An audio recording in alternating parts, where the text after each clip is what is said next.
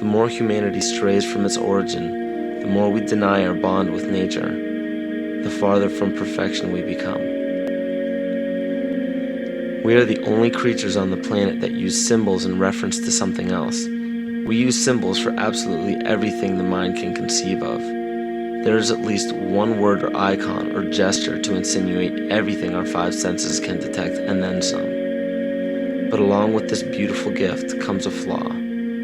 Most people are unwilling to seek and create their own interpretations of these symbols. Instead, they blindly submit to preconceived definitions and connotations given by sources unknown. Because of this, many things have been predetermined in our understanding of life without our knowledge. Words can be perverted and used to manipulate rather than to inform. Symbols can be used to segregate rather than unite. And those given the responsibility and authority to disseminate information to the public possess the ability to do with it what they choose. Listen carefully.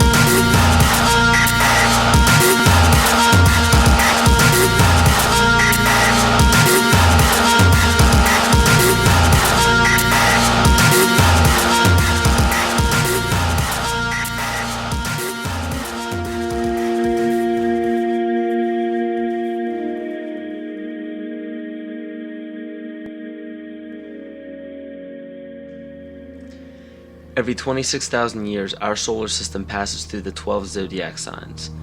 Ancient civilizations such as the Hopi, Egyptians, Cherokee, Apache, and the Mayans were aware of this great cycle and developed calendars according to it. This cycle stems from many different occurrences in nature, such as the sun's orbit around Alcyon, the central star of Pleiades, as well as the 260-day cycle of human gestation. This cycle is broken down into 5 subcycles of 5,125 years each, which were thought to have their own age. The Aztec calendar or Mesoamerican sunstone depicted each cycle being destroyed by one of the 5 elements. The cycle we are currently in is the age of the 5th sun, 3113 BC to 2012 AD. More precisely, this great cycle ends December 21st, 2012. Mayan cultures and civilizations were aware of this end date, and Nostradamus even prophesied about it. For Earth, which we are currently in now, is also known as the movement, shift, evolution, and consciousness. Living Maya timekeepers proclaim that the Earth has been through fire, earth, air, and water. The final element is ether, or center. The Hopi believe that the 4th world of destruction closes and the 5th world of peace begins on December 21st, 2012. The Great Cycle is broken down into what the Mayans believe to be 13 Bactans. Earth began its 13th Bactan in 1618, which was known as the Triumph of Materialism, as well as the Time of Great Forgetting, in the prediction that humanity will lose the awareness of their true bond with nature by means of external possessions. This is where ego and domination became the predominant ambition of the civilized world. Not surprisingly, this time frame was precisely when the worldwide coordination of Pope Gregory XIII forced the 12-month calendar as well as the first mechanical clock onto indigenous peoples. This is what's known as the error in time. Before the inception of the 2 instruments by the Roman Catholic Church, each year was divided into 13 moon cycles with 28 days each. But the most detrimental part of these 2 instruments is the insinuation that time was something external, something inorganic and outside the body that we must watch and obey. The 7th century Mayan prophet Pacalvatan left a powerful message for future generations of evolution. If humanity wishes to save itself from biospheric destruction, it must return to living in natural time. He also foretold of our accelerated technological society and of the damage of our collective divergence from natural law in exchange for material values. Astrology and the studies of the heavens are as old as civilization. Throughout the past several thousand years, new religions have all but replaced the pagan religions of prior years. Man has been so thoroughly fascinated with these objects in the sky that they formed constellations from them and applied stories to them. In Greek mythology, these were personified as the gods. We notice in the structures that still stand to this day that the most ancient of civilizations put forth more wealth, power, time, and effort into the locations of the stars than any other practice. this is commonly written off as simple curiosity. But the truth is becoming clearer by the day as we close in on the 0 year of December 21st, 2012. It is a common misconception that the pagan religion is rarely practiced today. In fact, paganism in its evolution is the most widely practiced form of religion. You may ask yourself how this is possible. The answer is hidden in nearly all of our current popular religions. But who would have the power and the desire to integrate a seemingly long-gone religion into such popular opposite denominations?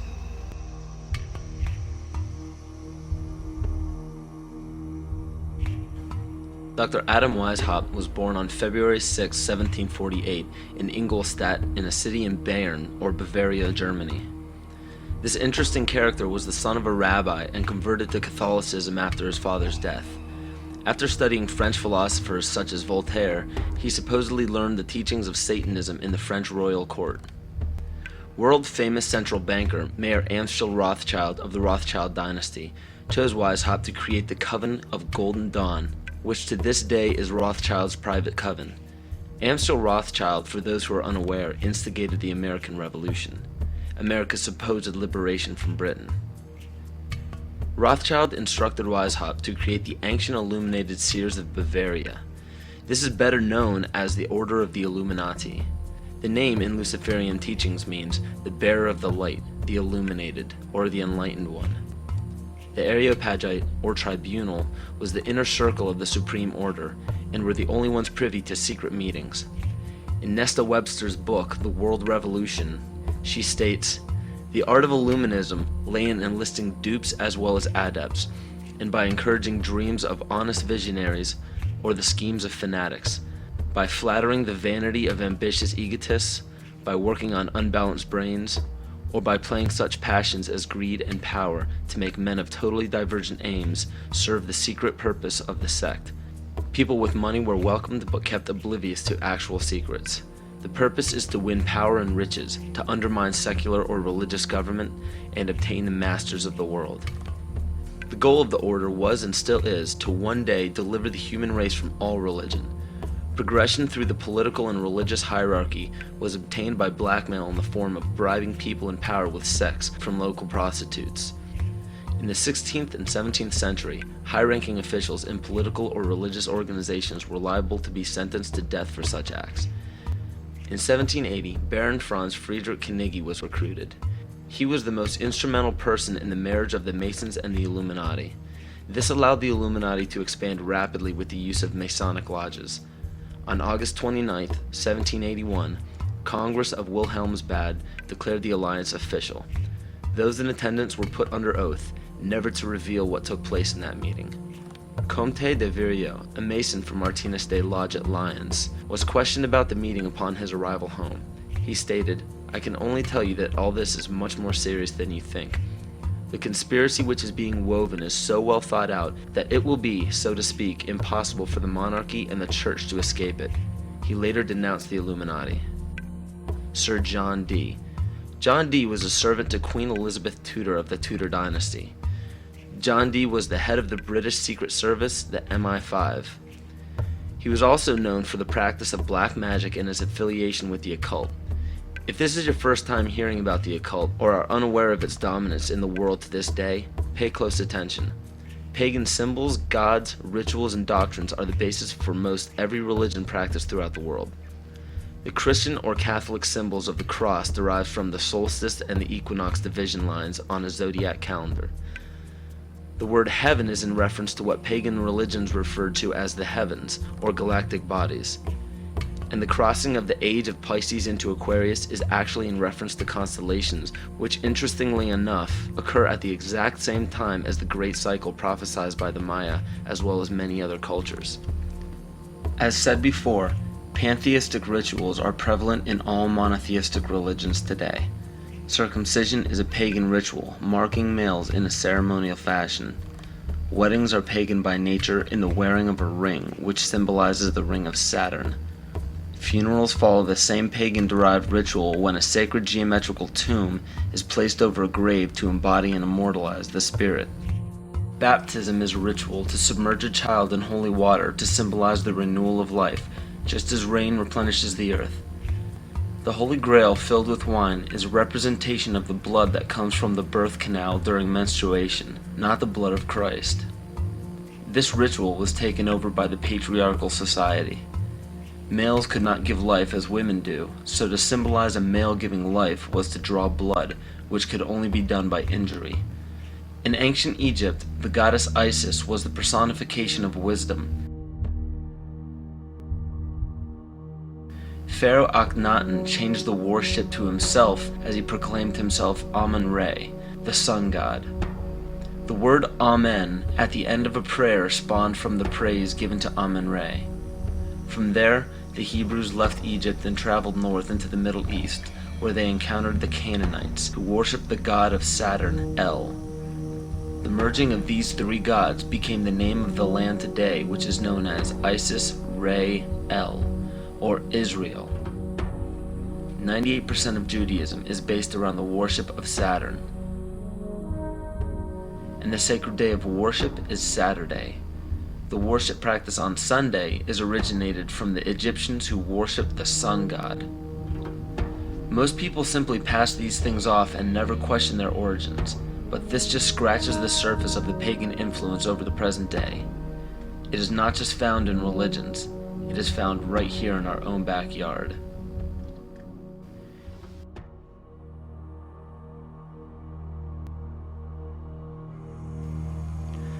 On January 22, 1783, Congress ratified a contract stating that all bills of credit emitted, monies borrowed, and debts contracted by or under the authority of Congress before the assembling of the United States in pursuance of the present Confederation shall be deemed and considered a charge against the United States for payment and satisfaction whereof the United States and the public faith are hereby solemnly pledged. The party that the U.S. owed these loans to? King George. I hope this paints a picture for you of how Great Britain funded both sides of the Revolution. To this day, Great Britain collects taxes from the United States via the IRS. The IRS isn't even an agency of the United States government. If you don't believe me, look up IRS publication 6209. The FCC, CIA, FBI, and NASA were never part of the United States government. The US government only holds shares of the stock in various agencies. Social Security numbers are also issued by the UN through the IMF. The Civil War, which lasted from 1861 to 1865, was also instigated by Amschel Rothschild to divide the United States and force it into debt with a central bank. The goal was to put the country of the US back into the hands of Britain through huge loans taken out for munitions. To do this, it was crucial to put a controversial issue in limbo such as slavery.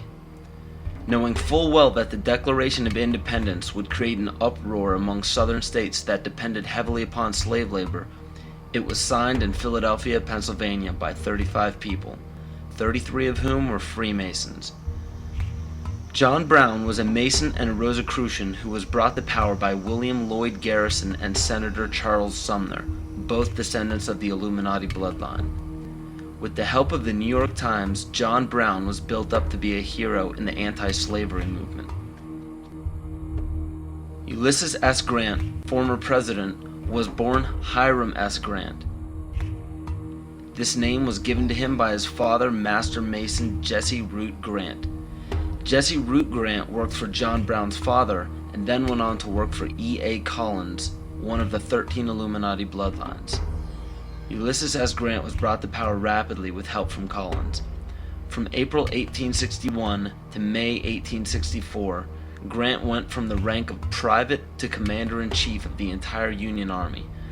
Once Grant was appointed president, his cabinet consisted of 8 Freemasons, including Alphonso Taft, which was William Taft's father, who was also an ancestor of Bill Clinton. Jonas Mills Bundy was one of the 13 Illuminati bloodlines, who was also the presidential advisor to Grant as well as the next 2 presidents. And cabinet member Columbus Delano was Franklin Delano Roosevelt's grandfather.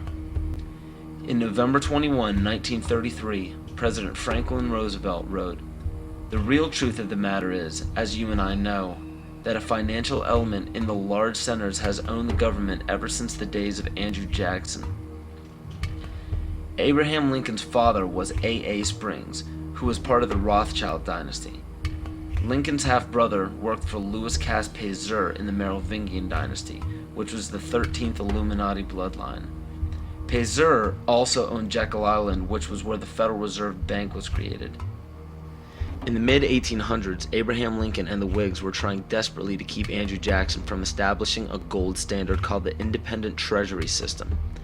Lincoln and his party fought to set up a central bank, making such public speeches as, "Under a gold and silver standard, all will suffer more or less, and very many will lose everything that renders life desirable." This statement resounds elements of scare tactics in this speech and other speeches on the matter given by Abraham Lincoln. They give no real evidence or explanation. In the early 1900s, after a failed attempt for Woodrow Wilson to set up what was called the League of Nations following World War I, Wilson and his advisor, Colonel House, set up the Institute of International Affairs. This institute had two branches, one set up in England called the Royal Institute of International Affairs, and the Council on Foreign Relations was incorporated as the American branch in New York on July 29, 1921. Founding members include Colonel House, J.P. Morgan, John D. Rockefeller, and a few others. A national income tax was declared unconstitutional in 1895 by the Supreme Court, but a constitutional amendment was proposed in Congress by Senator Nelson Aldrich. This makes much more sense when you notice that Nelson Aldrich was also known as being the authentic voice of J.P. Morgan and later married into the Rockefeller family. Today, 27 to 35% of American workers' pay is taxed, and this money goes to a central bank called the Federal Reserve, or the Fed. For those of you who are unaware of the Federal Reserve Bank and what it is capable of, it is a non-government-owned bank that provides the U.S. with all of its currency. They control the inflation rate by the amount of money in circulation. Yet the most amazing aspect of the central bank is the suspension of specie payments, in which the Fed can refuse to pay their obligations, yet taxpayers must pay their debts or go bankrupt. In other words, the suspension of specie payments is the central bank's right to breach a contract with no penalty whatsoever.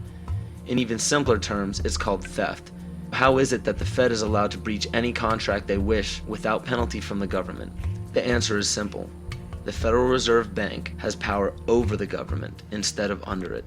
Carroll Quigley, Bill Clinton's mentor while at Georgetown University, wrote of central banks, "They want nothing less than to create a world system of financial control in private hands, able to dominate the political system of each country and the economy of the world as a whole, controlled in a feudalist fashion by the central banks of the world acting in concert, by secret agreements arrived at in frequent private meetings and conferences."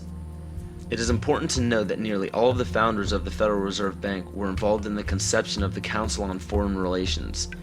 Since 1934, when the Fed was established, almost every United States Secretary of State, all Secretaries of War or Defense since Henry L. Stimson, almost every head of CIA since Allen Dulles, nearly all presidential candidates, Dwight D. Eisenhower, JFK, Richard Nixon, and Bill Clinton were members of the CFR. George Bush Sr. was actually the CFR director from 1977 to 1979. Understand that all of these high-ranking government positions were lobbied into place by the organization set up by the international banking cartel. There are secret meetings held everywhere by many of the same members in the Trilateral Commission, the Bilderberg Group, the Club of Rome, the United Nations, and the two branches of the Institute of International Affairs. These groups make up what is known as the Round Table, developed by Cecil Rhodes. Other offshoots or preliminary groups are the Bohemian Group and Yale University's Skull and Bones organization, which we all know George W. Bush, George Bush Sr., and John Kerry were all a part of. Most every meeting by these groups are attended by the most powerful government officials, corporate leaders, media moguls, and royal families in the world. These meetings are held in secret and not a word of them reaches the mainstream media. How is it that so many powerful people can attend meetings alongside the mainstream media and not a mention of it makes it to the public? This all may start making more sense when you start understanding that common citizens aren't meant to know what is happening at the top. Is there any dispute that to gain power in our day and age, it takes strategy and intelligence rather than brute force? Logic will tell you that in any sport or game, to claim victory, You must keep your moves strategic and secret. Why would it be any different in global politics?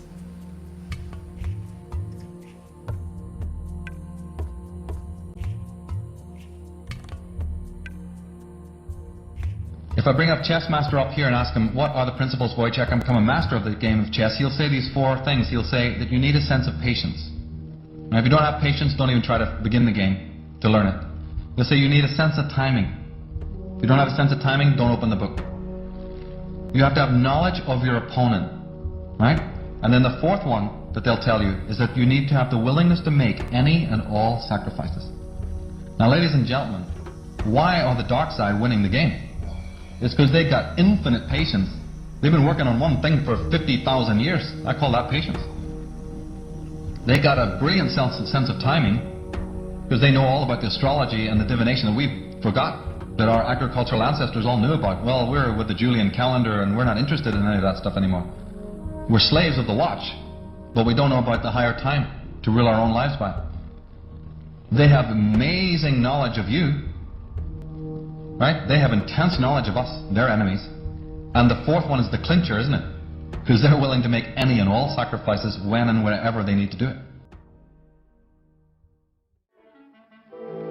But Adolf, that would break our treaty.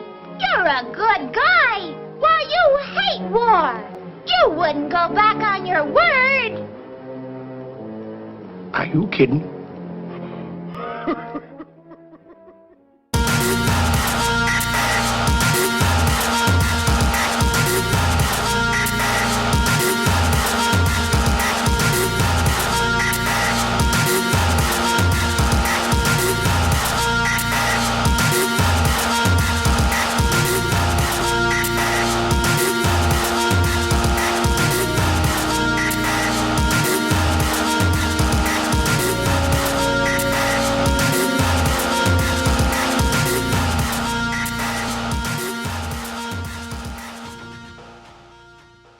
George W. Bush is a direct descendant of Godfrey de Bouillon. The Bouillons were servants of Pope Gregory VII and led the European noblemen into the crusade in order to recapture Jerusalem from the Islamic faith.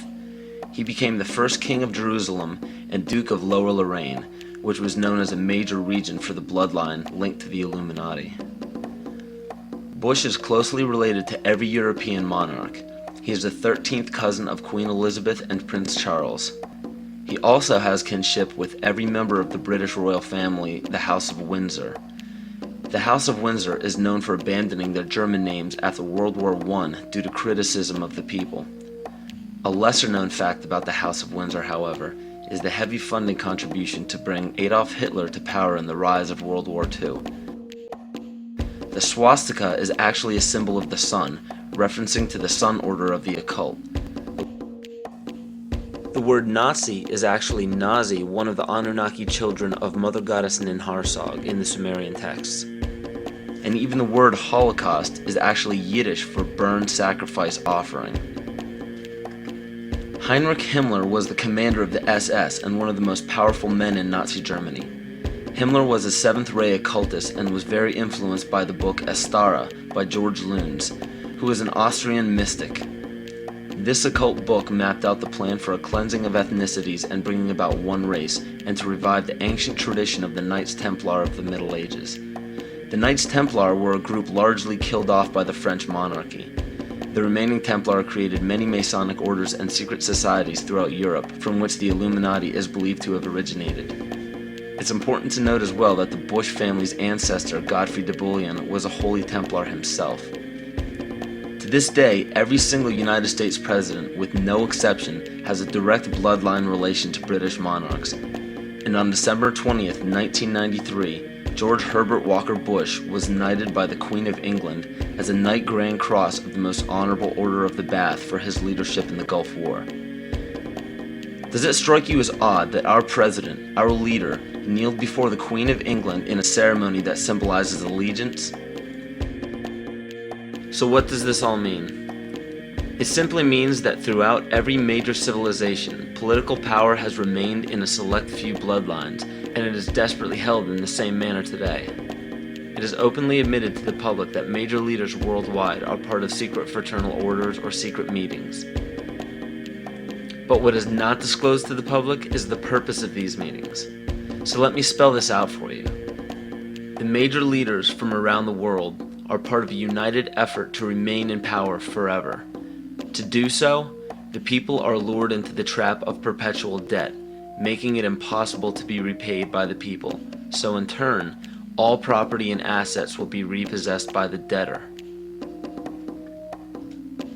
For those of you who are unaware what it means when a government owns everything of yours, it's called socialism. All of this is part of an ultimate goal of the mystery religions. The mystery religion is the paganism we've been talking about all along, but the pagan religions known to the public today are nowhere near as involved as the mystery religion. It is much less confusing than you think. Try to imagine this practice as less of a religion and more of an ambition. The ambition is to reach enlightenment. There is no superhuman intelligence or fantasy involved in this. The gifts of God are very simple. Omnipresence. The power of one being or consciousness to be everywhere at once. Omniscience. The power of knowing everything that can be known. And omnipotence. To have unlimited power. We see all of this today. It cannot be denied.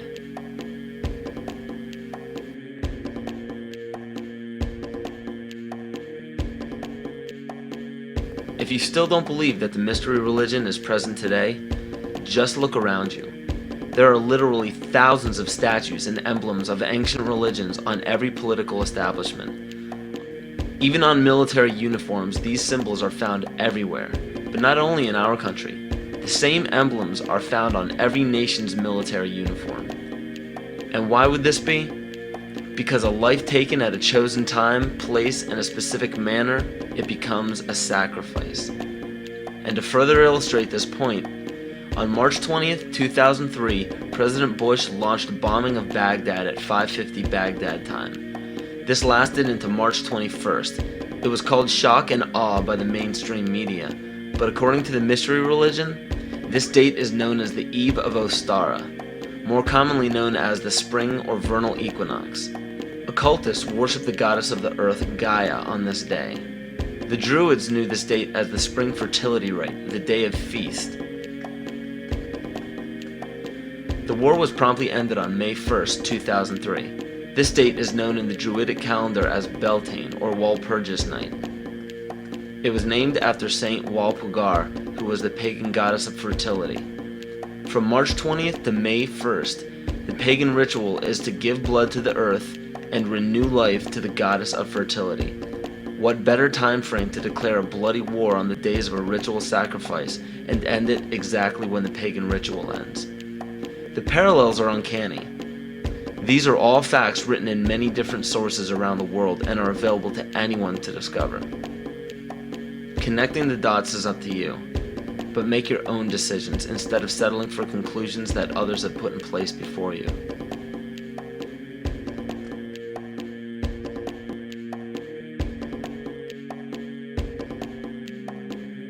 The right answers are what you decide are the right answers. Maybe everything I'm telling you is wrong. I mean, I could tell you what I think happens to be more or less right, but there isn't any reason why you should pay any attention to it.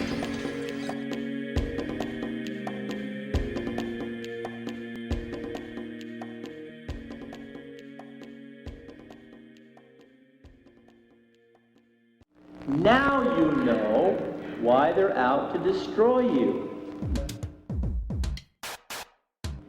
Today there is so much confusion about what Christianity is, because everything I thought there was Christianity, I found out wasn't. If this continues, there will be an overthrow of all things. Yea, this change and overthrow is deliberately planned. There is nothing going on today in the United States of America by accident. Nothing. There is nothing going on in the Catholic Church today that's happening by accident. They were acting on an ancient hope that is meant to be fulfilled.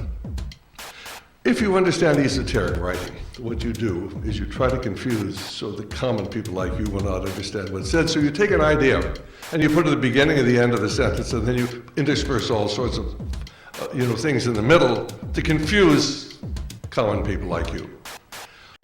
And it all goes back to these ancient times and tapping into the mystery religions. The occult is in total working control of America today, and that is why we're at war in the Middle East. What is it all about? It is part of the continuing world revolution. It is part of the move to bring about World War III and ultimately then the one world order and the new world religion. This information is backed up by scholars, teachers, philosophers, doctors, and professionals in every respective field, all around the world. The reasons why the majority of people don't know about this is because over 80% of the population gets their world news strictly from the mainstream media. And if you trace every major media station's chain of command to the top, you will find the same people who own the corporations that lobby every high-ranking political official into place. It's a media of belief, a media of belief. The whole media is controlled by a few corporations thanks to deregulation by the FCC. You mean Disney, Fox, Westinghouse, and good old GE? They own networks from CBS to CNBC. They can use them to say whatever they please and put down the opinions of anyone who disagrees. Or stuff about PCBs. What are PCBs? They come from electric power plants built by Westinghouse and GE. They can give you lots of cancer that can hurt your body. But the big shots don't care. They're all sitting pretty thanks to corporate welfare. What's that now? They get billions in subsidies from the government. It's supposed to create jobs, but that's not how it's spent. They use tax and soft money to support congressmen who will vote for weapons programs again and again and let them dump toxic waste where the young ones play. INGE made the bullets that shot JFK. You contribute to this chain every time you buy a product sponsored on this show. That's what NBC doesn't want you to know. So the next time, please stand by, please stand by.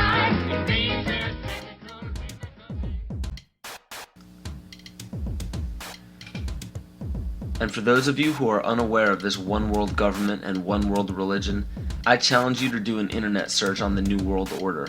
You will be overwhelmed by the amount of people trying to get the word out to the masses. This exemplifies the findings that 87% of the population formulates their belief structure according to other people's ideas. Only 13% formulate their beliefs on logic and evaluation. And sadly, the two greatest factors that lead to the ignorance of the public are as follows. You support the mission from here? How brave you are! Y'all be real careful as you march towards that Capitol building. Be real careful for who you think is in there waiting to help you. Be real careful.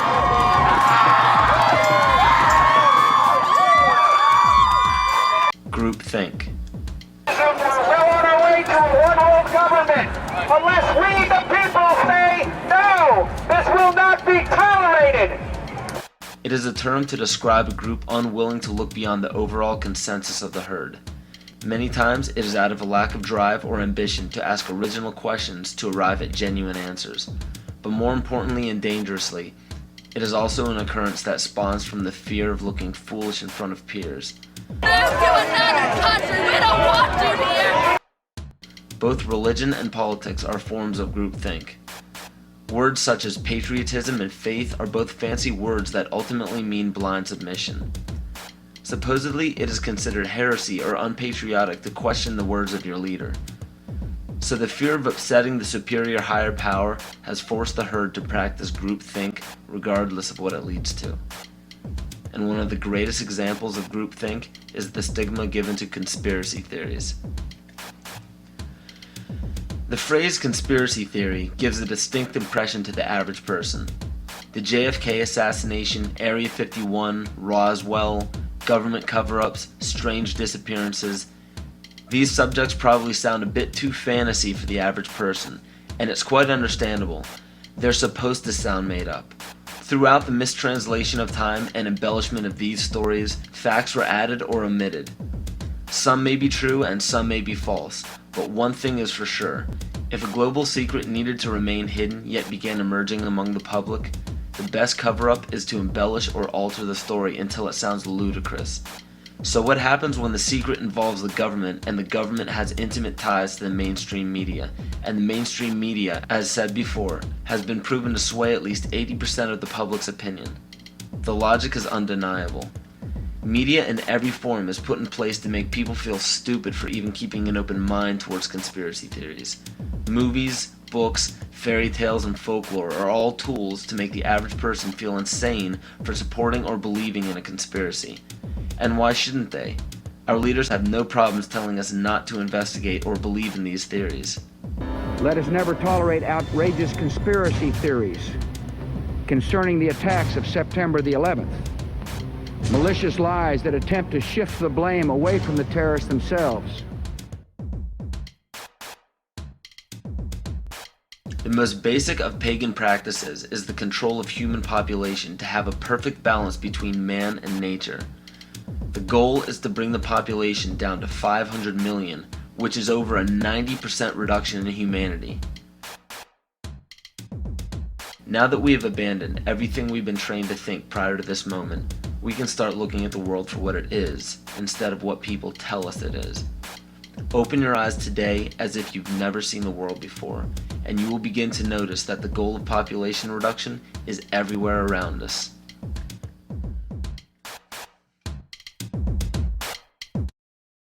Let me assure you that absolutely nothing that I'm going to tell you is exaggerated, is interpolated, or is imagined.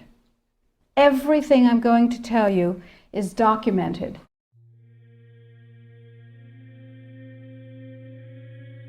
He who controls food controls the world. Well, they said in 1962, we're going to work toward total global implementation of Codex Alimentarius on December 31st, 2009. They were sort of guidelines. Now, Codex Alimentarius Commission is administered by the World Health Organization, WHO, and the FAO, the Food and Agriculture Organization. They fund Codex and they run it at the request of the UN. So they're mommy and daddy to Codex Alimentarius. In 1994, Codex, with no notice here in this country whatsoever, declared nutrients, put on your intellectual seatbelts, declared nutrients to be toxins. They're poisons. Under Codex, every dairy cow on the planet must be treated with Monsanto's recombinant bovine growth hormone. Furthermore, under Codex, every animal used for food on the planet must be treated with subclinical antibiotics and must be treated with exogenous growth hormones. If you do the numbers in the WHO FAO projections, the epidemiological projections, they estimate, not I, that just the vitamin and mineral guideline alone, when it goes into global implementation on December 31st, 2009, will result in a minimum of 3 billion, that's B, bad, big, billion deaths. 1 billion through simple starvation. Those folks who die are not particularly economically successful from the point of view of the corporations, but the next 2 billion. They will die from the preventable diseases of undernutrition. Who will live? Probably those people who are wealthy enough and powerful enough to have their own pushers of clean food and nutrients. So we need your help, because the United States leadership is what's going to literally save the population of the planet. The UN has put out dozens of public documents where they're calling for an 80% world population reduction. In fact, at the Beijing Women's Conference, the World Conference, back in 1997, the head of the UN Food Program said, "We will use food as a weapon against the people."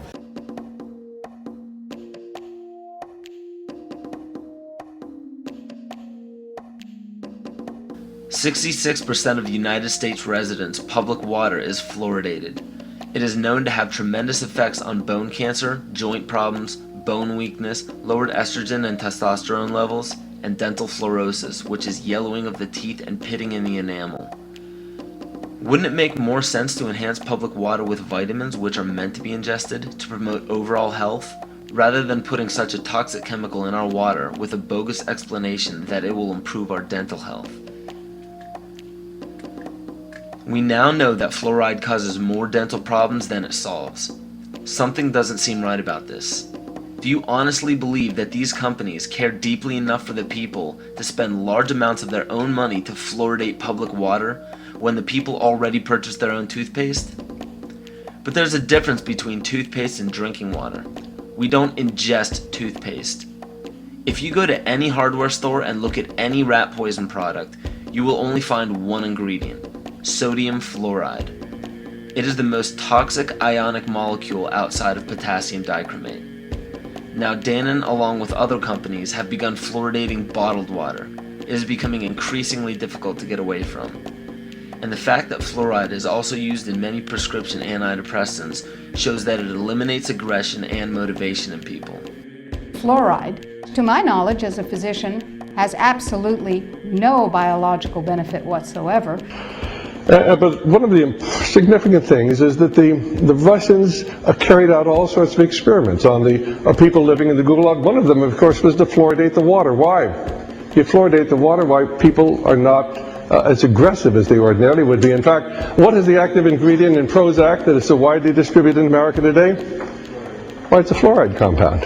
And now, we are finding that public water nationwide is showing up with arsenic, lead, cadmium, and thermonium, which is a radioactive form of lead.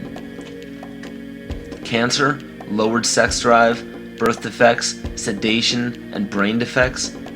Does this not sound like a wonder drug for anyone aiming to control a population? It's quite astonishing, Paul, the degree to which environmentalists have not been educated about fluoride.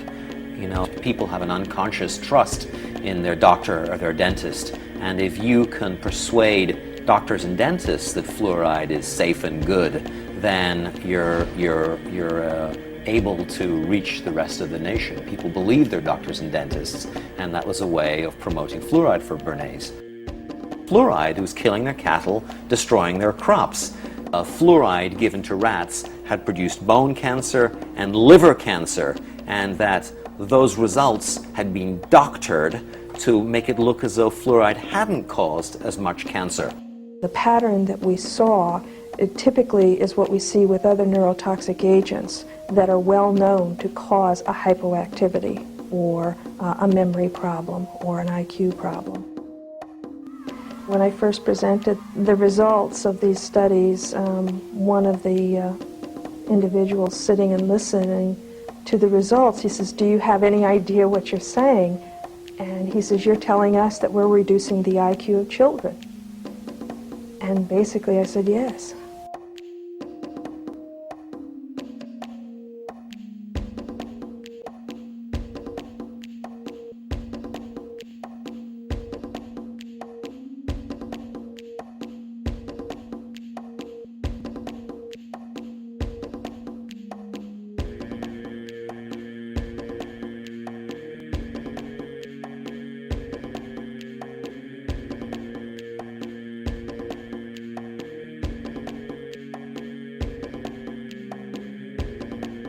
Aspartame, the artificial sweetener found in almost every low sugar or sugar-free product on the market.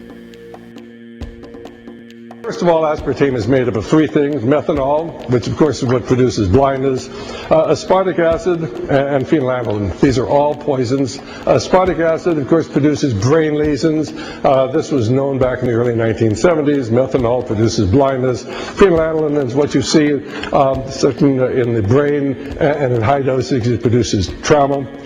We're not making this all up. The FDA did publish back in, I think it was the 80s, they did publish the 92 potential side effects of aspartame. And they do, these side effects are quite, are extremely serious. Things like dizziness, problems with balance, abdominal pain and cramps, changes in vision, seizures and convulsions, etc., etc. So the nervous system seems to be one of the areas that's most affected. So we see people have difficulty thinking. They feel like they're walking around in a cloud or a fog. Yet despite all of these harmful effects, Donald Rumsfeld pushed it out into the stores in over 5,000 products when he was CEO of Searly, the company that manufactured aspartame.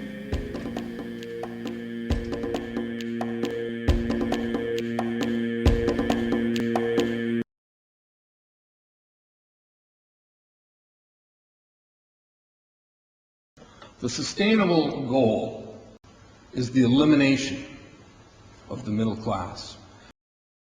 The world cannot support 6 billion people. But you see, the plan behind sustainable development includes population control. It's a program for land use control, education control, and population control. The leaders of the sustainable movement say that the world's human population should not exceed 500 million people. That's a 93% reduction of today's population levels.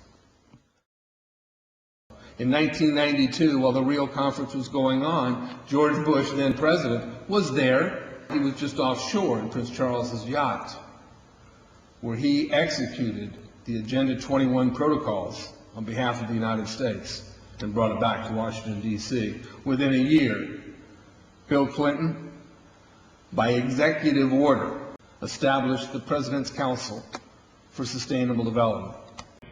In 1996, Bill Clinton set up the President's Council on Sustainable Development. One of the dictates of Agenda 21 is that every country in the world is to set up a national council to oversee the implementation of Agenda 21. I've listened to Gorbachev explain, we are writing a new set of 10 or 15 commandments to replace the original 10. Which one of the 10 do you think these guys don't like? Thou shalt not lie, thou shalt not steal, thou shalt not covet. Because I'll tell you what, these people have lied to us. They're in the process of stealing all of this nation's natural resources, and they covet everything you have left.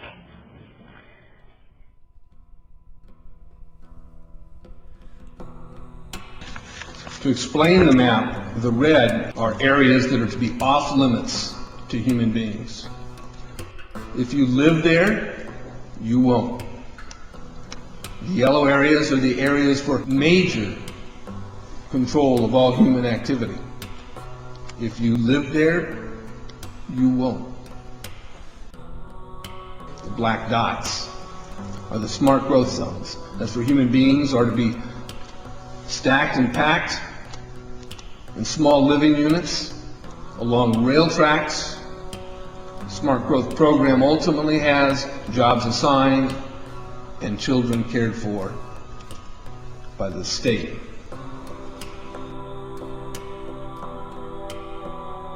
And in conjunction with Codex Alimentarius, food will be limited and water consumption will be decreased to 10 gallons per day per person. That is over a 90% reduction in people's average daily water consumption. And along with shortages of food and water, the food we will be provided with will be genetically manipulated and nutrient deficient. Genetic manipulation of food causes complications in metabolizing and utilizing food for energy. In June of 2003, scientists reported that the gene sequence of the inserted genes into crops had actually changed their order. They had re-scrambled. So the genetic inserts are not stable. Another laboratory confirmed this and found that it had changed in the same varieties in different ways that they had tested. So not only is it unstable and changing, it's not even uniform in the way it's changing. This is incredibly dangerous. Nutrient deficiencies due to Codex's planned vitamin and mineral ban will cause billions of preventable diseases. Both of these will ultimately lead to billions of deaths. The question is then, how do they do it? How in the world are they getting this agenda from the international level down to the local level? Well, they've got a plan for that too. Now, on the environmental side, there's probably a number of different plans, but from the environmental side, you have an organization called the IUCN, the International Union for the Conservation of Nature. Been in existence since the United Nations was created. It's not part of the United Nations Charter. It's a scientific advisor to the United Nations. But through the IUCN, such programs as ecosystem management, American Heritage Rivers, the Clean Water Initiative, the Endangered Species Act, and all the rules and regulations of the EPA, U.S. Fish and Wildlife Service, the U.S. Forest Service, the U.S. Park Service, and so forth. They also discuss property rights in this particular document. They say that property rights are not absolute, they're not unchanging, they're not inalienable like our Constitution and the Declaration of Independence of the states. Rather, they are a complex, dynamic, and shifting relationship between two or more parties over space or time. In a biocentric approach, says the IUCN, the rights of nature are defended first and foremost on the grounds of the intrinsic value of animals, plants, rivers, mountains, and ecosystems, rather than simply on the basis of the utilitarian value or benefit to human beings. In other words, nature comes first. Nature's needs comes before man's needs.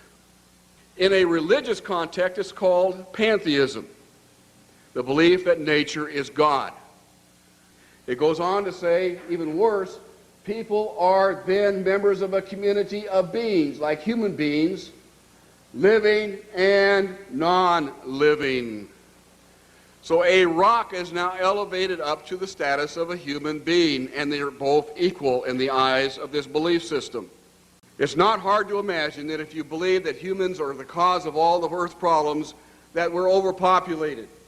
They give two solutions, and only two, to this problem. The first is that it's estimated that an agricultural world in which most human beings are peasants should be able to support 5 to 7 billion people. Well, folks, we have 6 billion people right now. That means all of us in this room, or nearly all of us in this room, are going to have to become agrarian peasants if we use this solution. In contrast, they go on to say a reasonable estimate for an industrialized world society at the present North American material standard of living would be 1 billion people.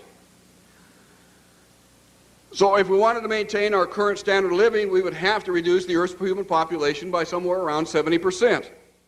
In 1970, just 3 years after the publication of the Iron Mountain Report, which calls for, if we're going to create a world government, we can no longer use war as a mechanism to cause fear amongst populations and therefore allow us to control the behavior of populations through fear.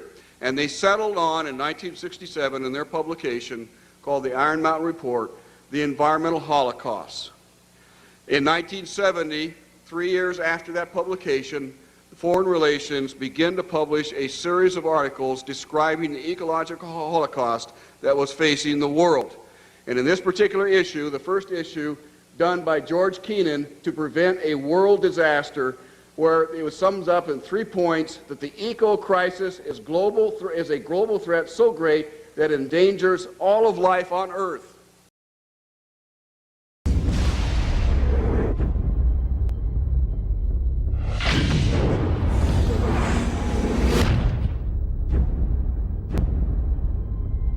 If you look at the 10 hottest years ever measured, they've all occurred in the last 14 years. And the hottest of all was 2005. We are causing global warming. This is really not a political issue so much as a moral issue. Temperature increases are taking place all over the world, and that's causing stronger storms. Is it possible that we should prepare against other threats besides terrorists? The Arctic is experiencing faster melting. If this were to go, sea level worldwide would go up 20 feet. This is what would happen in Florida. Around Shanghai, home to 40 million people. The area around Calcutta, 60 million.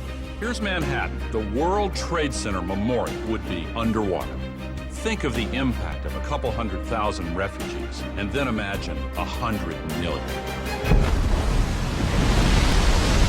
Those who deny global warming are just flat out wrong.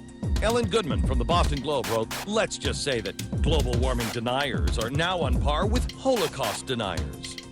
Scientists silenced for questioning the threat of global warming. I know that I've had several friends who have essentially been told that if you speak out on climate change, you must do so as an independent citizen. If you do so through our organization or through our institution, you will essentially be fired. Once you realize how many holes there are in the consensus solution, you may begin to open up your mind to the other side of the global warming debate as a whole. The only consensus I'm aware of is that it's warm in the last century. They completely ignore the fact that there's this thing called the Oregon Petition that was signed by 19,000 professionals and scientists who don't agree with the idea that we are causing climate change.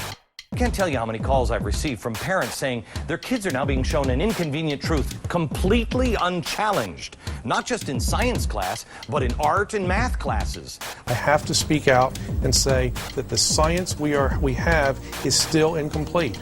And the science we're being told by the IPCC is really incorrect science. Global warming paradoxically causes not only more flooding, but also more drought. Big hurricanes, tornadoes, fearsome diseases, polio, tuberculosis, West Nile virus, avian flu, SARS, polar bears that have actually drowned, mosquitoes, caterpillars, communism, it's slavery, global warming, global warming, global warming. Aurelia Pecci, who actually created the Club of Rome, and it's the inner circle of the global elitists in 1991, stated that while searching for a new enemy to unite us, we came up with the idea that pollution, the threat of global warming, and the like would fit the bill. All of these dangers are caused by human intervention. The real enemy then is humanity itself. To put this to you bluntly, global warming is a complete fallacy. Al Gore received the Grammy and the Nobel Peace Prize for a film that is filled with holes and mistruths. Ice cores taken 2,000 meters below the surface have enabled us to look at the last 160,000 years. We believe that in Greenland, the medieval warm period was about 1.5 degrees warmer on average than today. And they also show consistently warmer temperatures thousands of years ago before man-made greenhouse gases existed. Approach our time, we can see that in the period between 4,000 years ago and back to the period 2,000 years ago, which is actually the Roman age, the temperatures have been decreasing in Greenland by 2.5 degrees. Al Gore is made out to be a revolutionary figure attempting to save the planet, which is quite true. He just doesn't mention the fact that saving the Earth doesn't involve you. According to his agenda, it will result in massive land repossession and extreme limitations on food and water and fossil fuels for the public. And please note that Al Gore is a sustainable developer. The global warming lie is very popular today because it receives major media coverage and has an attractively titled goal of saving the planet. But how does this tie in with Agenda 21? The result of the 1992 Earth Summit Conference in Rio de Janeiro was the Kyoto Treaty. The Kyoto Treaty states that every country must drastically reduce the use of fossil fuels by mandate of the United Nations. Concentrations of greenhouse gases in the atmosphere are at their highest levels in more than 200,000 years. If the trend does not change, scientists expect the seas to rise 2 feet or more over the next century. Island chains such as the Maldives will disappear from the map unless we reverse the predictions. Thank you very much. And as of June 2007, 172 nations and other government entities have ratified the treaty. And if you were wondering how this ties into putting the Earth's priority above human survival in accordance with pagan beliefs, every country's deadline for the implementation of Agenda 21 and the Kyoto Treaty is in 2012.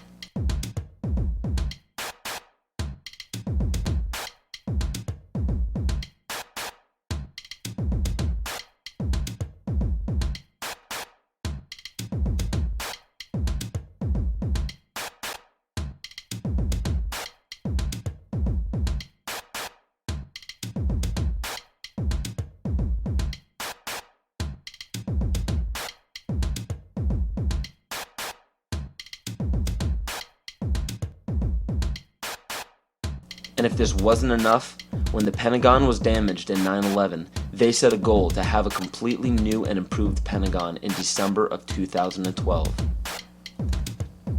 So Codex Alimentarius goes into effect at the end of 2009, which gives it 3 years for the Codex regulations on food to create billions of preventable diseases and deaths. When citizens of every nation are dying of starvation and diseases and fear for their lives because of global warming and major catastrophes, they will do what the public has been proven to do in times of great peril. They will beg for their government to step in and do something. How are they going to get you to join the new economy? They're going to say, we have a solution. You see, one of the tricks of the Illuminati is they create a problem and then they provide the solution when you beg them to. And pray tell, what will the United Nations suggest when there's a global problem? They will demand a global government, a new world order, exactly as the Maya, Hopi, Kali Yuga, and many other pagan civilizations prophesized. By 2012, the Kyoto Treaty, Agenda 21, Codex Alimentarius, and the new Pentagon will be fully operational to enforce a new world order. And the new world religion is obvious. We will all worship the earth, Gaia, the mother goddess we saved from extinction from global warming. We will be told that to keep from repeating the mistakes that we made in the past, we must hold the earth in higher regard than humans, just as pagan traditions require. This is too obvious to ignore. It is right in front of our faces, and yet we still refuse to see it. I guarantee you that by 2012 there will be a World War III, but it will not be between nations. It will be us and them. They know this. Why do you think the UN is consistently trying to disarm the public and the nations? They don't want us to be capable of fighting back. The proof of this is in the film released by the UN called Armed to the Teeth, where it demonizes gun ownership. It is also shown in the freedom from war policy put in place by JFK in 1961. President John Kennedy went to the United Nations September 1961, and he presented the United States program for general and complete disarmament in a peaceful world during a speech, and he said, this is the official program of the United States of America. It's a disarmament program. It calls for the United States to turn over its military to the United Nations. Now, let that sit for a second. It calls for the United States to turn over its military to the United Nations. The program ends by saying progressive controlled disarmament would proceed to a point where no state would have the military power to challenge the progressively strengthened UN peace force. The UN would have all military power. This policy outlines some pretty scary scenarios when you understand what it reads. It calls for the disbanding of all national armed forces and the prohibition of their reestablishment in any form whatsoever other than those required to preserve internal order and for contributions to a United Nations peace force. This clearly shows that the UN is calling for all military power to be under their control. Inspection and verification must establish both that nations carry out scheduled limitation or reductions and that they do not retain armed forces and armaments in excess of those permitted at any stage of the disarmament process. Strategic delivery vehicles will be reduced. Arms and armed forces will be reduced. And all the while, UN peacekeeping powers would be strengthened. A UN Peace Observation Group would be available to investigate any situation which might constitute a threat to or a breach of the peace.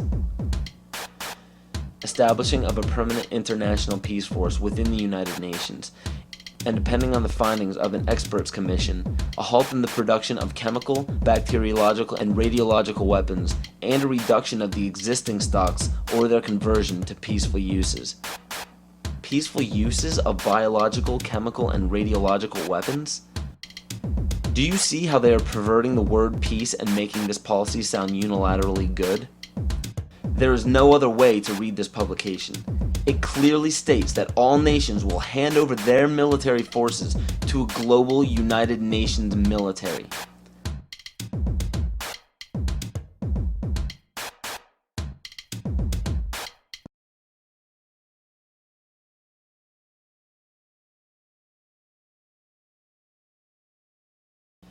The US population is currently around 300 million. The national debt is currently around 10 trillion. So the current debt, when divvied among the American people, comes out to approximately $33,000 and has been growing at a national rate of $1.46 billion a day since 2006. Now with electronic banking, wire transfers, and credit cards, people have less physical custody of their money. As of right now, the amount of money in circulation is not able to cover the national debt. This was carefully planned since the inception of the Federal Reserve Bank.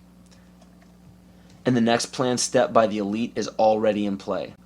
George Bush signed a bill implementing the North American Union.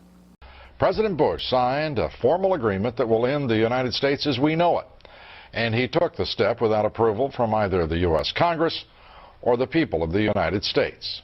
I think one thing people who are dollar-based need to focus on is the Amero. That's the one thing that nobody's talking about that I think is going to have a big impact on everybody's life in Canada, the U.S., and Mexico. The Amero is the proposed new currency for the North American community, which is being developed right now between Canada, the U.S., and Mexico to make a borderless community, much like the EU, and the dollar, Canadian dollar, U.S. dollar, and the Mexican peso replaced by the Amero. You see, the domination of government by business is called fascism. And I'm kind of wondering how many people know what NAFTA is, the North American Free Trade Agreement. Because under Chapter 11 of the NAFTA agreement, NAFTA tribunals trump all U.S. law if it conflicts with either A, World Bank's International Center for the Settlement of Investment Disputes, or B, UN Commission for International Trade Law. Now, that sounds scary enough, but when you understand what that reads, it also gives the power to violate the First and Second Amendment, which is saying, bye-bye to the Constitution. This will weaken national sovereignty and bankrupt the dollar we use now. After this happens, the Fed will call in all debts. When the debts cannot be repaid by the people, assets will be seized. And by this, I mean absolutely everything you own, including your property, your home, your vehicle, your furniture, and the clothes on your back. This plan is already in progress. And when it takes place, you will literally be owned by the Federal Reserve Bank. This is how Agenda 21 will be implemented. The seized land will be given back to nature, and the people will be placed in smart growth megacities.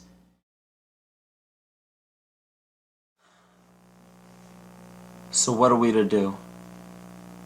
There is an overabundance of information out there for anyone to see pertaining to why this situation seems so hopeless and out of our control. But in all honesty, there is even more information out there about how to protect ourselves. The only problem we face is that most people don't know how to apply this information to their own lives, and rarely anybody takes the time to spell it out for us. There are many great teachers out there. Teachers who have dedicated their lives to protecting the people who need protecting the most. The teacher has the most difficult role in our society because nobody likes attaining true knowledge. True knowledge encompasses all aspects of existence, good and bad. Most others do not. Hearing true knowledge upsets people because it implies that we were wrong at one point in our lives. And another character flaw is our desire to apply absolute truths to unstable foundations in our life. When we do so, we build a structure that we hope will define us best when we're reaching the end of our life on earth. So everything we think we are, everything we tell others we are, everything we base our life-changing decisions off of, is all depending on a foundation that could crumble at any moment. And because we've been told our entire lives that there are certain guidelines and mores we must follow to be a decent human being, we deny everything that may pose a threat to our unstable foundation. This is why we despise true teachers. We lump these teachers into the same category as terrorists, and the method for spotting these teachers and terrorists are just as flimsy and ridiculous as the methods used to spot witches. We have found the witch, may we burn her? Who do you know she is a witch? She looks like one. Yeah, she looks like one. Bring her forward. I'm not a witch, I'm not a witch. But you are dressed as one. They dressed me up like this. And this isn't my nose, it's a false one. Well? Well, we did do the nose. The nose? And the hat. But she's a witch! Did you dress her up like this? No! No! Yes. Yeah, a bit. She has got a wart. What makes you think she's a witch? Well, she turned me into a newt. A newt? I got better. Burn her anyway! William Cooper, a loving father and husband, friend of many, simply a teacher trying to better humanity and protect fellow citizens across the globe. They became a mystery to the others, and the priesthood was born. No king ever existed without the permission of the priesthood. The kings never had the power and don't to this day. Kings exist at the whim of the real power, which is the priesthood standing behind the throne. It is a method of encoding information through a system of mathematics and numbers.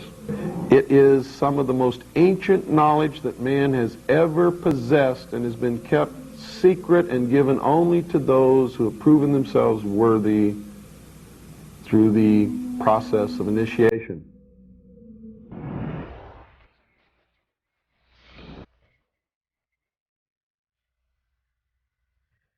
From a place of ignorance.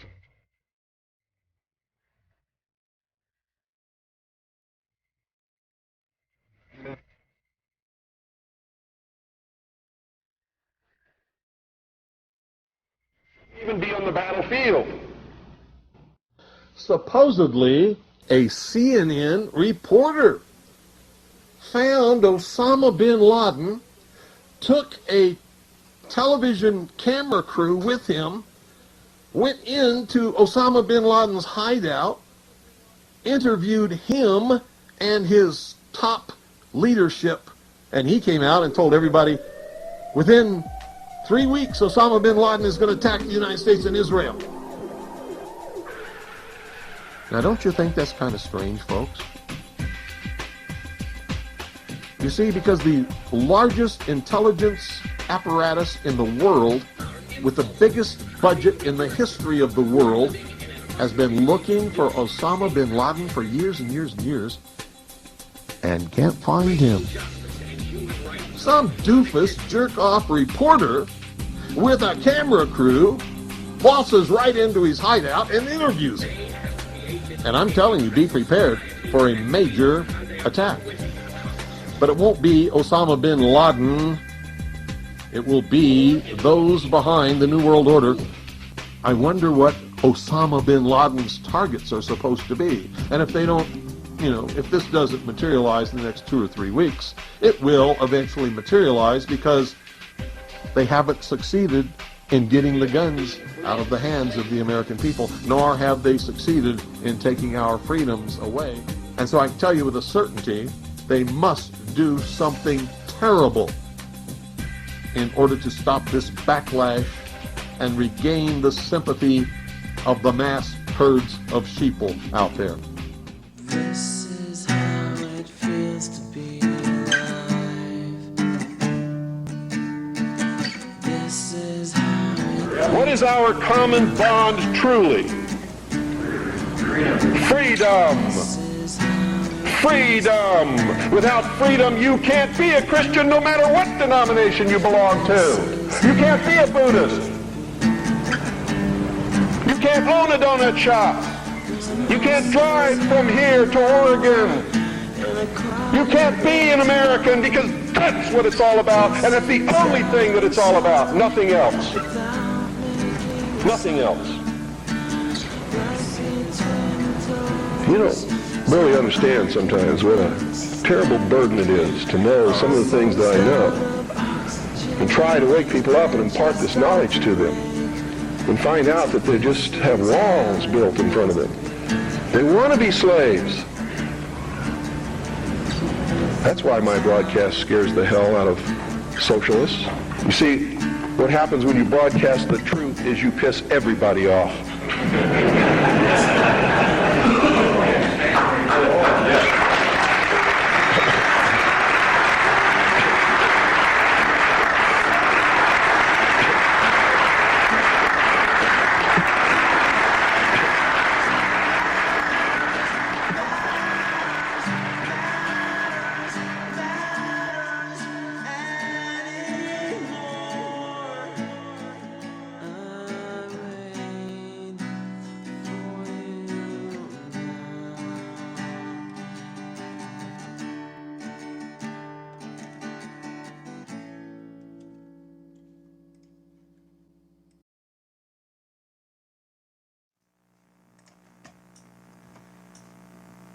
I maintain that the only true salvation from any oppression or enslavement is self-empowerment, knowledge, consciousness.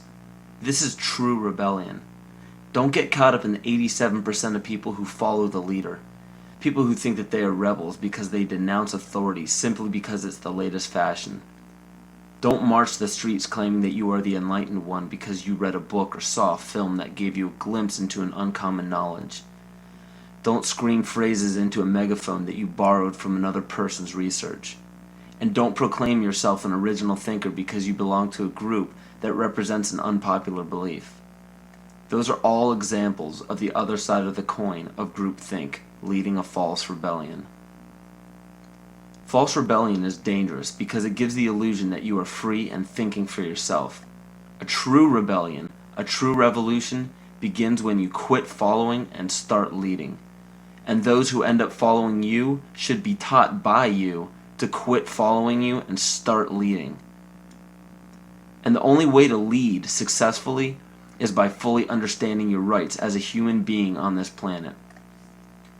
We have very powerful tools on our side called the Bill of Rights and the Constitution. These documents state that no government can deprive us of our natural rights. So how is it happening? You must understand that the elite group controlling our government, our educational system, agriculture, and media are also in control of our free enterprise. Free enterprise is our economic system or our means of production, privately owned and operated for personal benefit. Free enterprise cannot legally be taxed unless it volunteers itself. The reason why income tax seems inescapable is because most every job on the planet requires you to sign a number of documents with fancy wording stating that you are agreeing to be a representative of a corporation or entity. What all of this means is simply that when you sign working papers, which are required by pretty much every employer that you apply to, you are waiving your rights as a natural person protected under the Constitution and agreeing to represent an artificial person that is not protected under the Constitution. It's difficult to avoid because if you do not sign the document waiving your rights, you won't get the job. So why does every employer voluntarily pay taxes, which leads to the requirement of those documents? Because without doing so, the business loses all state and federal benefits provided to private or commercial business. And furthermore, most people simply accept the mistruth that income tax is required by law without investigating it.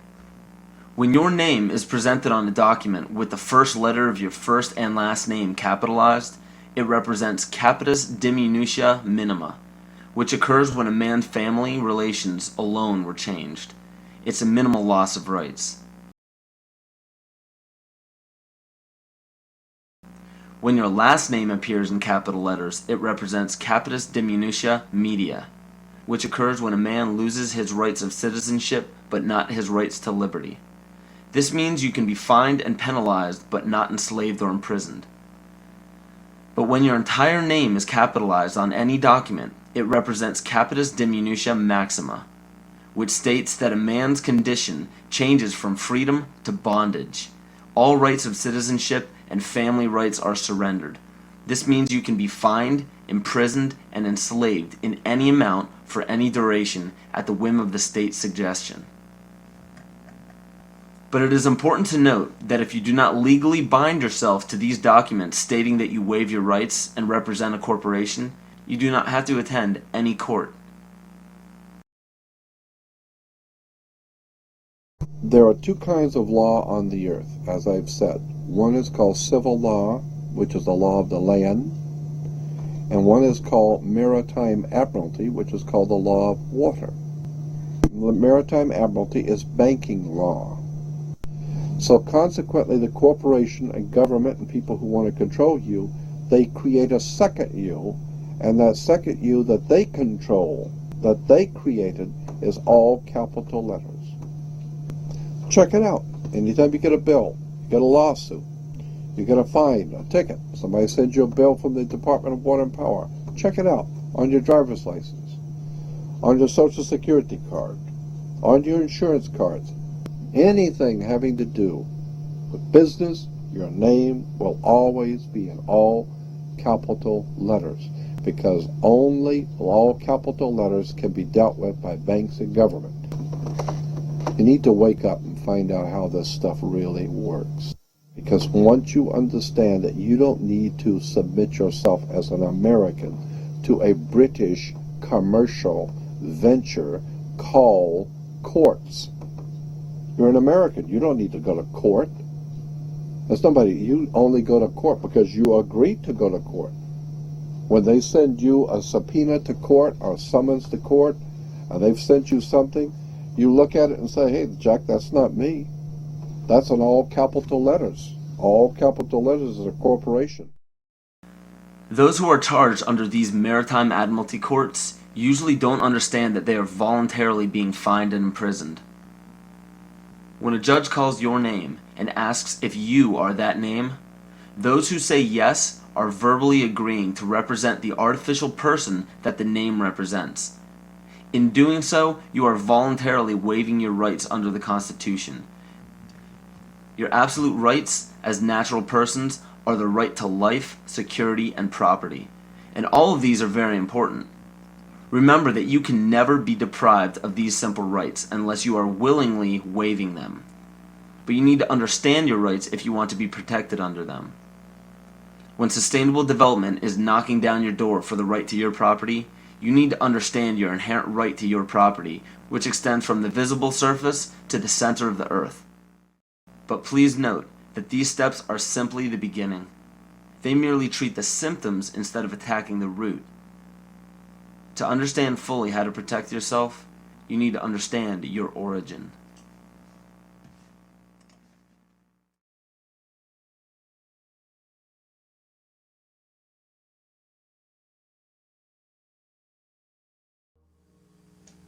The true history of this planet has been stifled from the top down. Since the inception of monotheism and the ridicule as well as outlaw in specific cultures of all pagan religions and practices, a lie has been forced upon all civilizations. You have to wonder why powerful empires were threatened enough by paganism to make the practice of such religions punishable by death.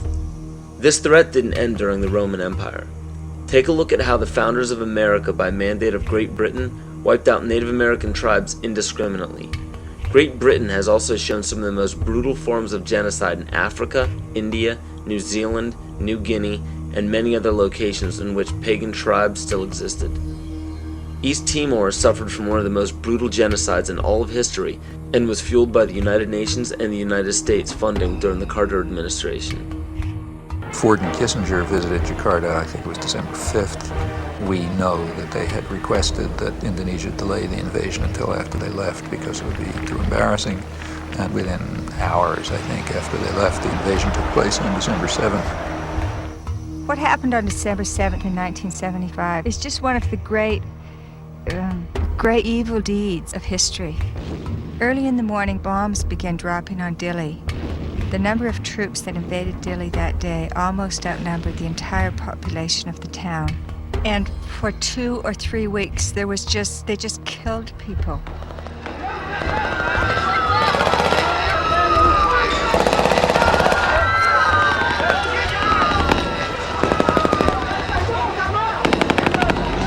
So the Timorese were fleeing into the jungles by the thousands. By late 1977-78, Indonesia set up receiving centers for those Timorese who came out of the jungle waving white flags.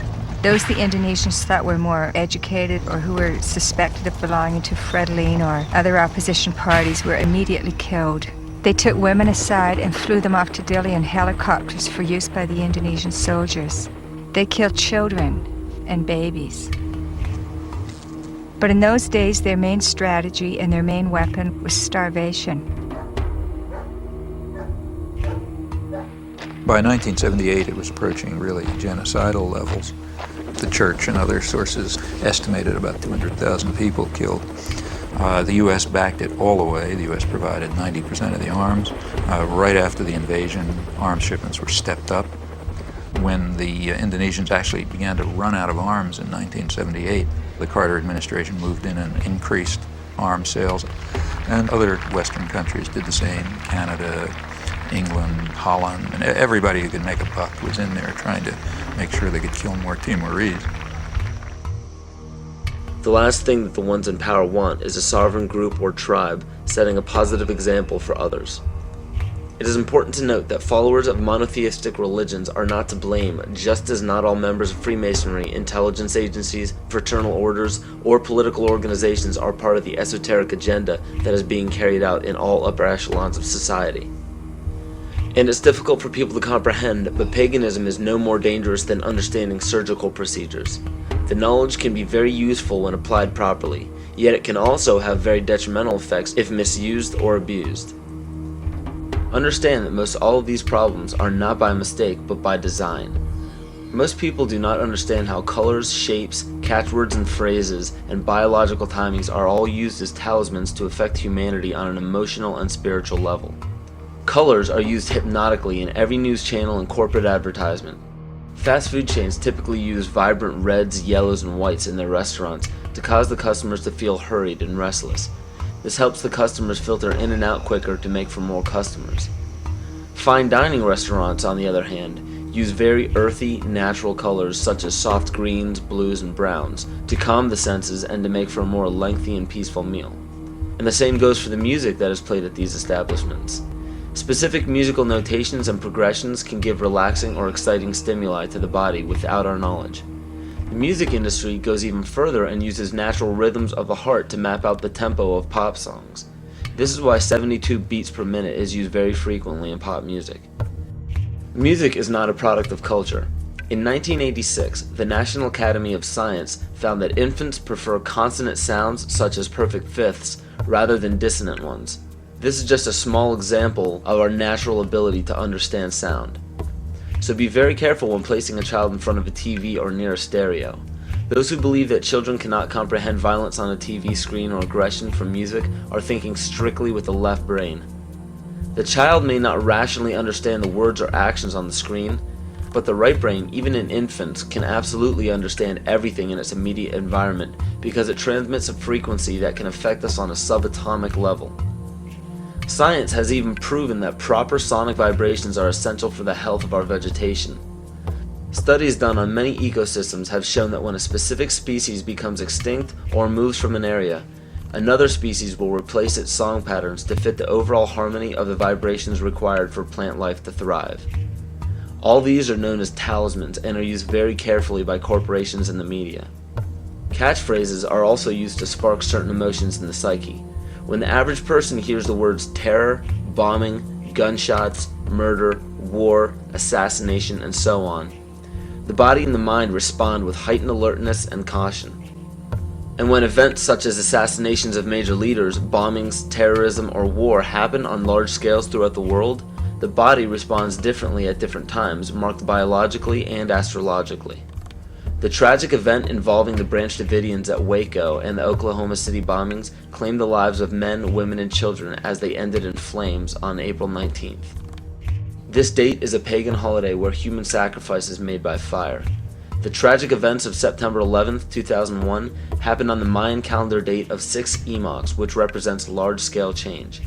And when the US attacked Afghanistan on October 7th, 2001, this was the Mayan calendar date of 6K, which represents balancing. Please understand that these weren't prophecies or predictions. The Mayans simply understood the body's natural cycles.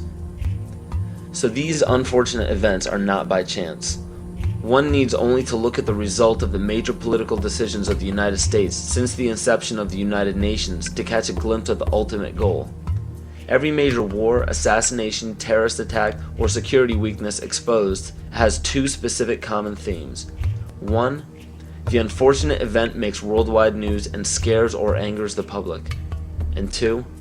The result, no matter what, is always the expansion of government and the destruction of constitutional freedoms. It doesn't matter what the excuse or the explanation is, the result always tells the truth. A child can give the greatest excuses every time he's too sick for school, but if it always happens on the day of a test, the truth is revealed by the result. The major media outlets can give every explanation in the book as to why war is declared, assassinations happen, and terrorist events take place, but if they all end up in the expansion of government and the destruction of constitutional freedoms, the truth is revealed by the result. And because the vast majority of the public are completely ignorant of natural biological cycles of man, it is increasingly difficult for them to accept that these events are by no means an accident.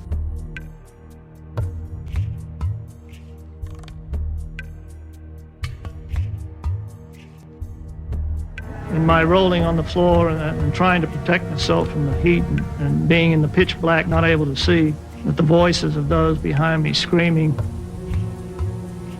kind of got through to me.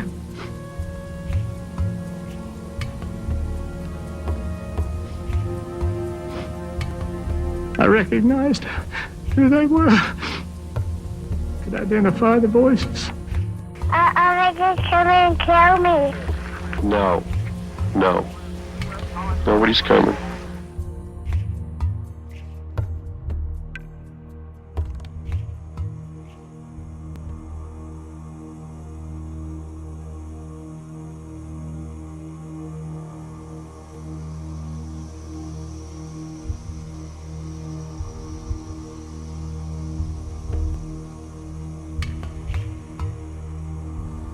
Was a statement reportedly made by Attorney General Janet Reno during an interview on 60 Minutes. She allegedly defined a cultist as one who has a strong belief in the Bible and the second coming of Christ, who frequently attends Bible studies, who has a high level of financial giving to a Christian cause, who homeschools their children, who has accumulated survival foods, and has a strong belief in the Second Amendment, and who distrusts government.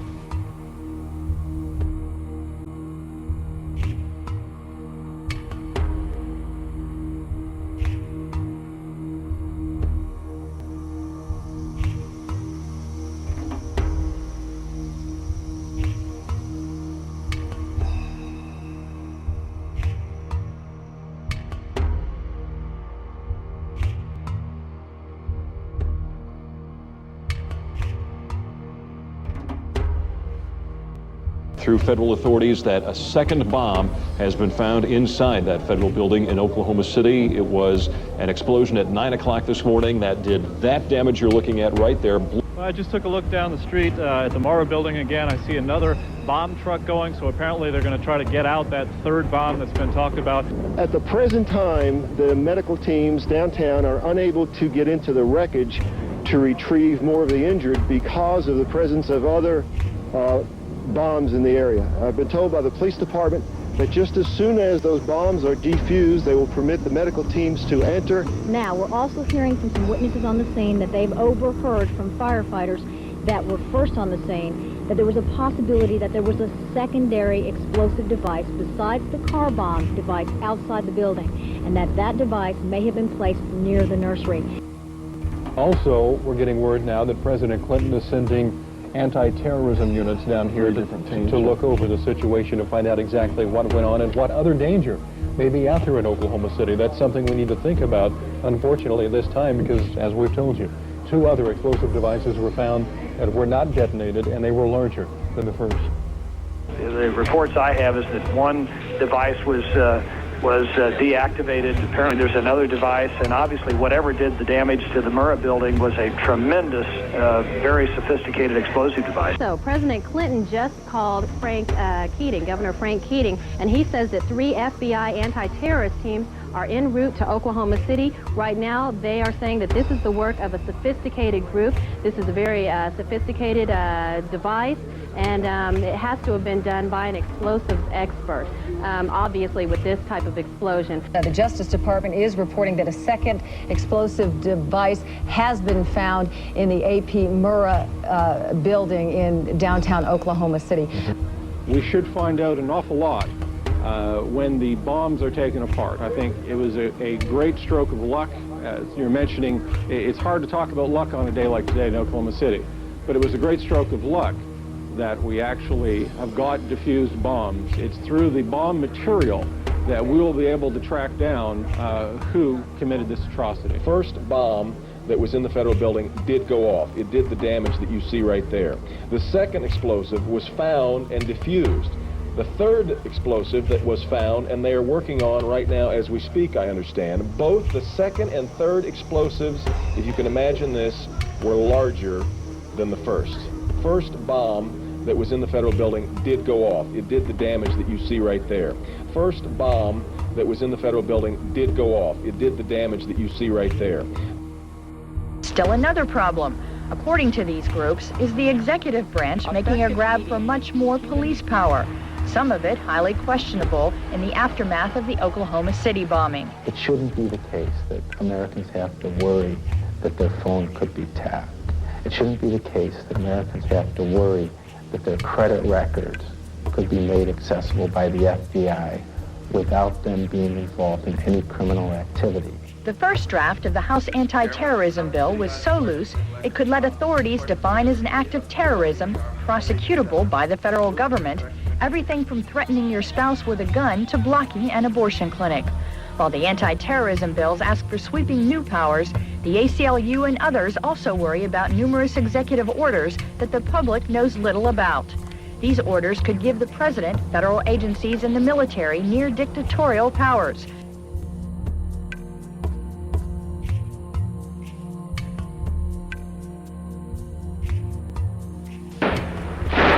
Talk to any police official anywhere, and pretty soon he'll bring up the shootout.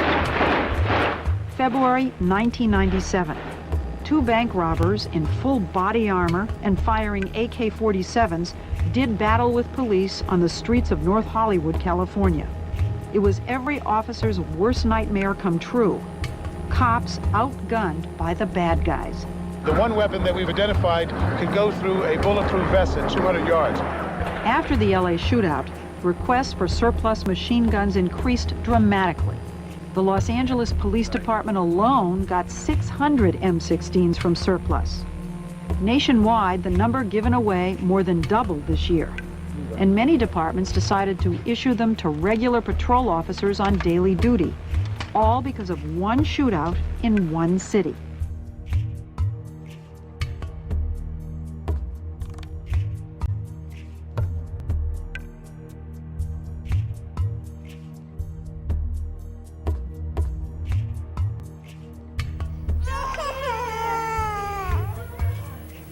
Till now, the diagnosis is not settled for this child. We complain from prolonged fever and this wasting.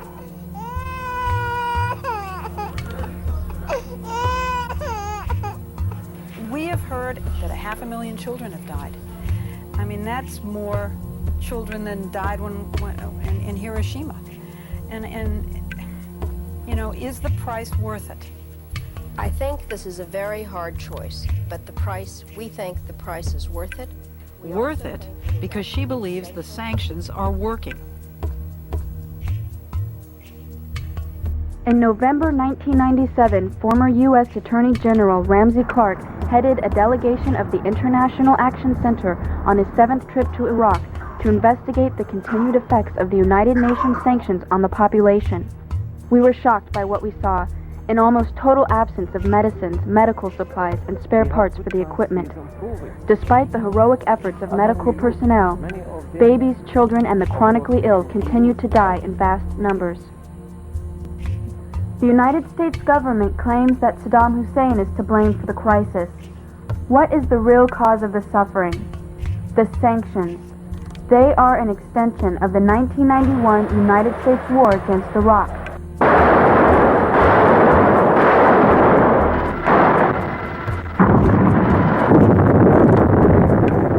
The goal was to cripple Iraq's infrastructure and make civilian life unsustainable.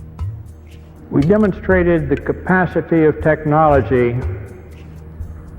to cripple a country without ever setting foot on it in the Persian Gulf. It's important to recognize that because it goes hand in hand with the sanctions. When we merely say that we flew 110,000 aerial sorties in 42 days, one every 30 seconds on the average, 24 hours a day, we ignore what we really did. As officials said, the death toll was now 288, with many more to come. The trucks kept filling up and driving away, past waiting relatives who knew they might never be able to identify the bodies of their loved ones. The community of Almeria filled one of the first of many funerals with gunfire in sign of grief and fury, and with angry words aimed through foreign journalists. My mother, she's gone, shouted this young man. Why? Children! Girls! Boys! Men! Women! Why? Why? This woman asked, could not all your modern technology tell you that there were children and women here? Bill Blakemore, ABC News, in the Amaria district of Baghdad. We destroyed every silo for grain or anything else storing food in the whole country. We destroyed all the storage and processing of food plants throughout the country. Even dates, the world's biggest exporter of dates. Famous processing and packaging plants in Baghdad, deliberately destroyed. We didn't want them to be able to feed themselves for a long, long time. We're all aware of the famous little powdered milk plant.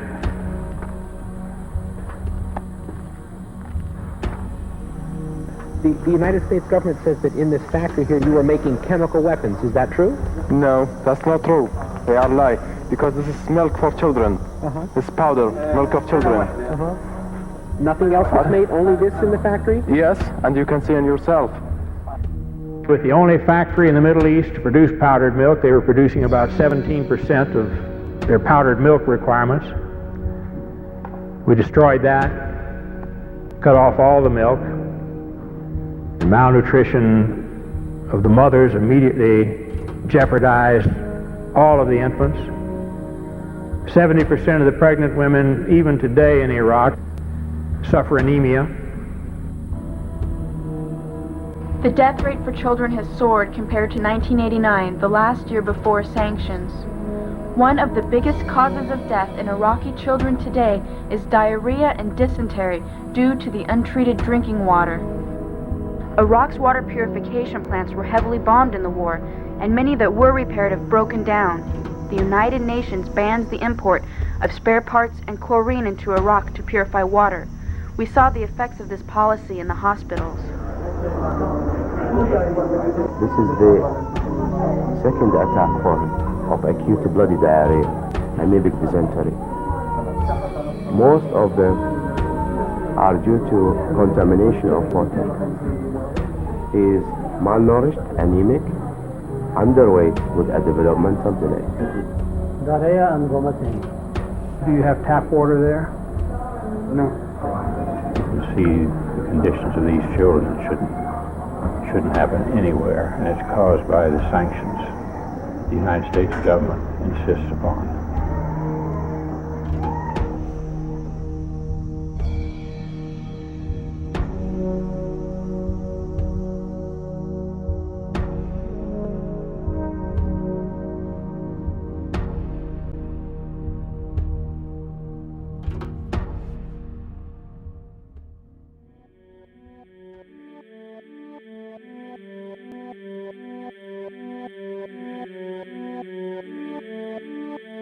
The daily life we perceive with our five senses is not reality.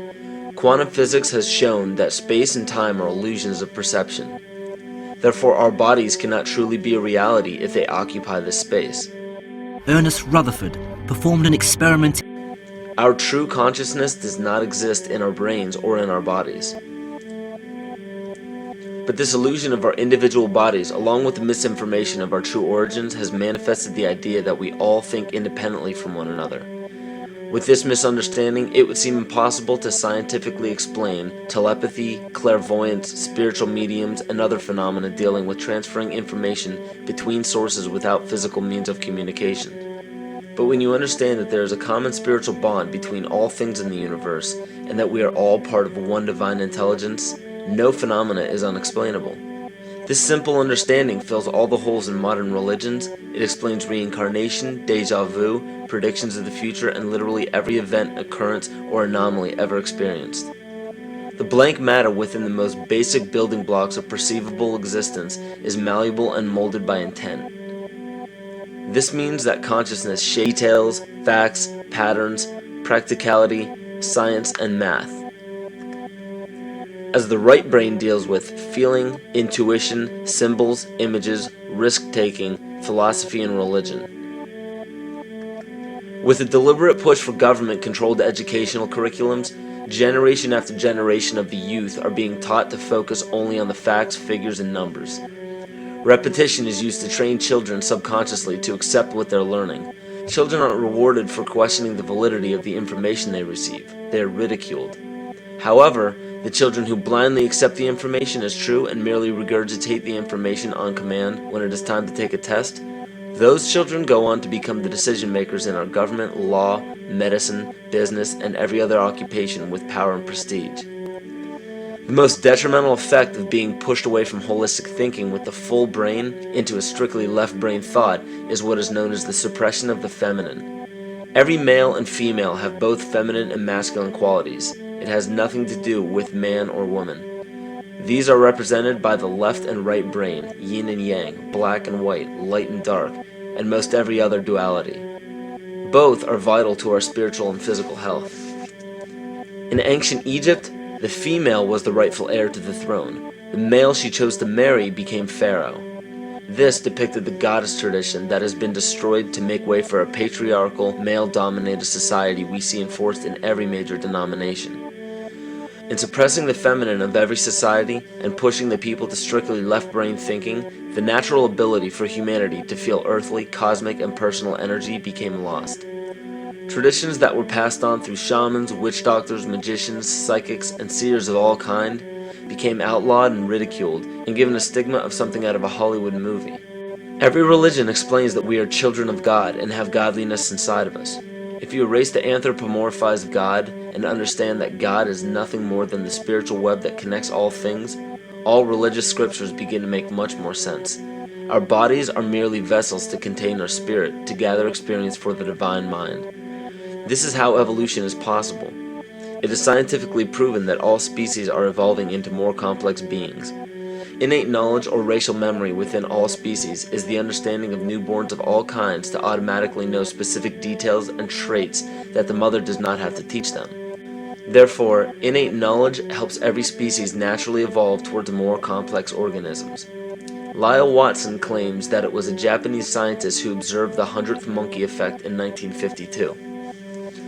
In this observation, he discovered that a certain portion or percentage of monkeys learned or developed a new trait. The knowledge became an innate ability in that species. This is further testimony to a collective consciousness among species.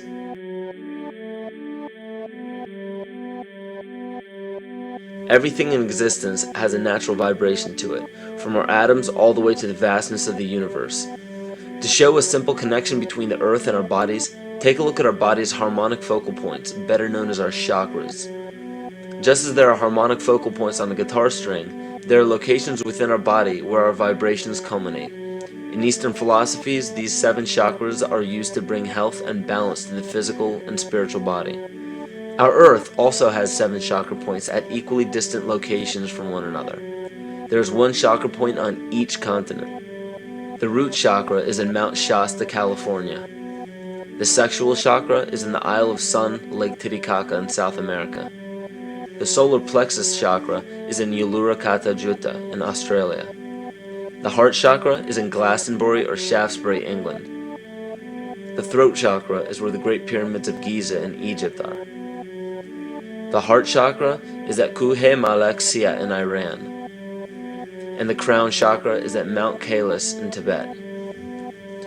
Scientifically, this is explained because at the core of our Earth, there is a molten iron crystal that resonates at approximately 7 Hertz. There are energy vortexes all over the Earth where electromagnetic energy emanates. There are also several vile vortices surrounding the equator where strange anomalies occur, such as radio and compass malfunctions, as well as plane and ship disappearances. You may have heard of a few of these. So the intangible parts of our existence, such as emotions, are part of the true reality of higher consciousness. If emotions are part of a realm that we cannot experience with our 5 senses, then how is it that we are all aware of our emotions? What most people believe to be emotions are not truly the emotion itself. What we are experiencing is the physical manifestation of these emotions. Anger causes disturbance in the psyche, which manifests itself in the ego. These manifestations cause the heart rate to increase, body temperature to rise, and spawn many other physical traits that signify anger. Just as music from the radio is a physical manifestation of an intangible signal, our experience of emotion is the physical manifestation of an intangible signal as well. It has been shown that our emotions have a vibratory frequency to them. Furthermore, there are only two emotions that humankind experiences: fear and love. All other emotions branch either directly or indirectly from these two emotions. Fear has a long and slow frequency vibration to it, while love has a very rapid and high frequency. To show that vibration is the very foundation of existence, Hans Jenne developed what is known as cymatics in the 1940s to show that when vibrations of sound are passed through a form of media, there is a set pattern that will follow. When the frequency increases, the media develops into a more complex pattern. This is precisely what is happening to our Earth and to humanity. There are 64 possible codes of amino acids in our DNA structure made from 4 elements: carbon, oxygen, hydrogen, and nitrogen. By any means of logic, we should have all 64 codes activated within our DNA structure, yet we presently only have 20 active codes. And of these 64 possibilities, it appears that only 20 of these codes are turned on right now for us, the 20 amino acids. There is a switch that turns off and turns on where those coding sites lie, and that the switch for that turning off and turning on is what we call emotion. And this is the first time that we've ever seen the patterns of emotion directly physically linked to human genetic material. Well, fear is a long, slow wave of emotion. So this wave of fear is a long, slow wave and touches relatively few sites on this DNA. So an individual living in fear is limited to the number of antennae that they have available to them, whereas an individual living in the pattern of love, this is love in DNA, you can see it's a higher frequency, shorter wavelength. We have many more potential sites for coding along that genetic pattern. This information, this is amazing. This is the first time we've ever had a hard digital link between emotion and genetics. This is important to understand because another researcher named Vladimir Popanov measured tiny particles of light called photons inside a vacuum tube. The photons were scattered as expected. A sample of DNA was then entered into the vacuum tube and they measured the photons again. They found that the particles of light aligned themselves along the axis of the DNA. Then, as they removed the DNA sample, the photons remained aligned to the same form of the DNA even though no DNA was present. This is what is known as the phantom DNA experiment. Science has now bridged a very important gap between physical and ethereal, or spiritual. Our emotions directly affect the structure of our DNA, which directly shapes the physical world we experience every day. So the messages left by the ancients that we've explained here were more than just prophecies about a one-world government or a new world order. We now understand why the study of the heavenly bodies were so important. The rotation and orbit of all that makes up our universe serves as a clock to map changes and transitions. This helped the ancients understand that the change of the heavenly bodies were a mirror to the changes of all existence. December 21st, 2012 is simply a natural transition from one form of energy to the next, the transcendental evolution of man. This date is what's known as 0 point. Our sun, as well as our planet Earth, is losing its magnetic field as the Earth is slowing in its rotation. All the while, its base resonant frequency, also known as the Schumann cavity resonance, is increasing in accordance with the predictable sequence of the Fibonacci theory. At a cellular level, our bodies respond to an electromagnetic pulse. The ancients called this the sacred circuit. The cells receive this pulse from the brain, which receives its pulse from the heart, which receives its pulse from the earth. This pulse comes from the solar system, which from there comes from the galaxy, which ultimately comes from our entire universe. We literally share a pulse with all of existence. Yet another example of everything being one. For as long as scientists have been recording the Earth's pulse, it has remained at approximately 7.8 cycles per second. This was a constant fixed number until 1986 into 1987. It rapidly began increasing to about 9 cycles per second in 1996. So in 1 decade, it increased by about 2 cycles per second. By 2012, this pulse will be right around 13 cycles per second, just as the Fibonacci theory indicates. What does this mean for humanity? Just as cymatics has shown that higher frequencies result in more complex patterns, we are now experiencing the beginning of a major shift in both physical and spiritual vibration.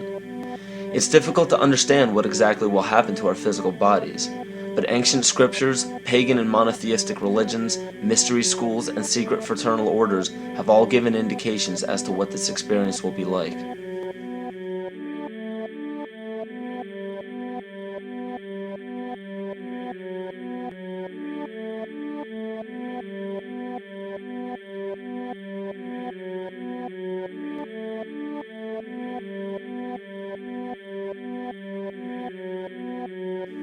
This will be the shift of the ages, the transcendental period of monumental changes to humanity. Those unprepared for this transition will likely not be able to cope with the rapid changes in the psyche. The only way to prepare for what is to come is what we have sought after for our entire lives. Truth. Not the truth about governments, commerce, religions, terrorism, or anything external, but the truth within ourselves, within our psyche and our shadow self. Especially in Western cultures, we are taught that being normal means only being happy and never sad, only loving and never angry, only forgiving and never jealous. This sounds plausible, but it is not. We are not meant to repress any negative emotions because it causes imbalance. To conquer our emotions, we must embrace them, not fight them. We must acknowledge them and allow them to serve their purpose as we learn from them. The ancient Essene culture left teachings dating back about 6,000 years. They taught that our relationships with one another, with the universe, and with situations and events are mirrors of the parts of our psyche that need to be cleansed. Author Greg Braden beautifully explains this entire segment at great length in his work. His hard work and understanding of these subjects contributed largely to the marriage between science and spirituality. It is very important to understand that when you fear loss, fear death, fear war, fear terrorism, or fear change, you are giving others the ability to control you based on those fears. When you fight against poverty or against racism, when you fight for relationships or for freedom, you are outwardly attempting to repress that which has been placed before you to conquer inwardly. These situations are mirrors of our fears. This is why it is important to love and only love. Love those who stand with you, but especially those who stand against you. Don't look at your fears as a threat. Rather understand that this material world is only a physical manifestation of either the love or fear in your consciousness. It's as plain as day. All you need to conquer in your life is in your face. If you want to understand what your true inner fears are, analyze your ambitions and your inhibitions. Everything explained here about the esoteric agenda of the elite few at the very top is nothing to fear. They have been at work for thousands of years behind the scenes to manipulate humanity, and it has worked. Until now. It's very easy for any system of thought, religious or otherwise, that comes along. It's very easy to play on that, to play on our insecurities, to assure us all is well, we'll all be taken care of. We lap that up. So don't blame religion. Blame our own insecurities, which has allowed religion to flourish, and which has allowed so many systems of thought that are disempowering to flourish throughout human history. That's why we can't get out of it. Ron Sakeley, Department Chairman, Chemistry, University of California, Berkeley, showed that DNA acts as an antenna for cellular upregulation. The primary function they taught us about what DNA is about. It's a receiver and transmitter of photons, light and phonon sound. For what? Cellular upregulation, meaning that their water molecules, the pyramid power around the DNA spiral energizing strands, are taking in the spiritual energy of love vibrations and then sending it out for manifesting, precipitating in a quantum field, the physical matter of the body. These are hertz, frequencies, or cycles per second that the musicians can retune their instruments to play and experiment with. Why? Again, these are the Creator's musical scale, the original solfeggio, buried for 3,000 years in the Bible. So the ancient priests who knew how to levitate the huge stones for the building of the pyramids, and the Masonic knowledge that predated ancient Egypt. The ability to have this information, these frequencies, serve the function of creation, destruction, and miracles on behalf of the empowered people who had access to this knowledge. I say that because of this metaphor.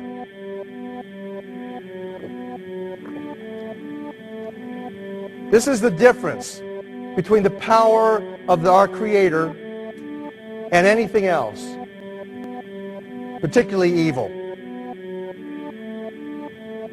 That you can go into a pitch black room full of evil, full of darkness, and light a little candle, and instantly that darkness flees. But you can't do the opposite. You can't go into a well-lit room full of truth and wisdom and righteousness and joy and health and harmony with the universal power. You can't take any amount of darkness and go into that well-lit room and have any effect whatsoever. That is the metaphor which I frequently think of when I think that I'm not empowered. It is the greatest lesson for me, and I think for everybody else, to know that we're on the winning side and that we win in the end.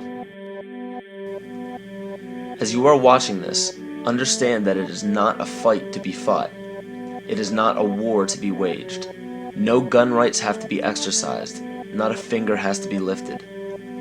Most people wonder how one person can make a difference. They ask that if all this is so simple and this information is available, why hasn't someone else conquered their fears and changed the world for everyone else? This is the most difficult and beautiful conundrum to our lives. Your reality affects you and only you. Your curiosity has led you to this genre of information to serve a very specific purpose in your life. To understand visually how the universe is truly a hologram, a math professor at Yale University developed a formula that is plugged into a computer program. Named after him, the Mandelbrot set shows a seemingly disorganized pattern. But no matter how far you zoom into the design, you will always find the same pattern within the whole pattern. Each fractal, broken down infinitely, will always reflect the whole.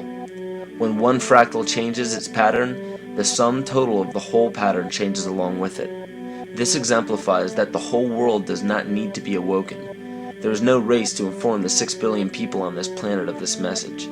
It is only important that you, personally, learn to conquer your innermost fears and learn to love. When you see your fears for what they are and master your emotions, then, and only then, will you truly be free.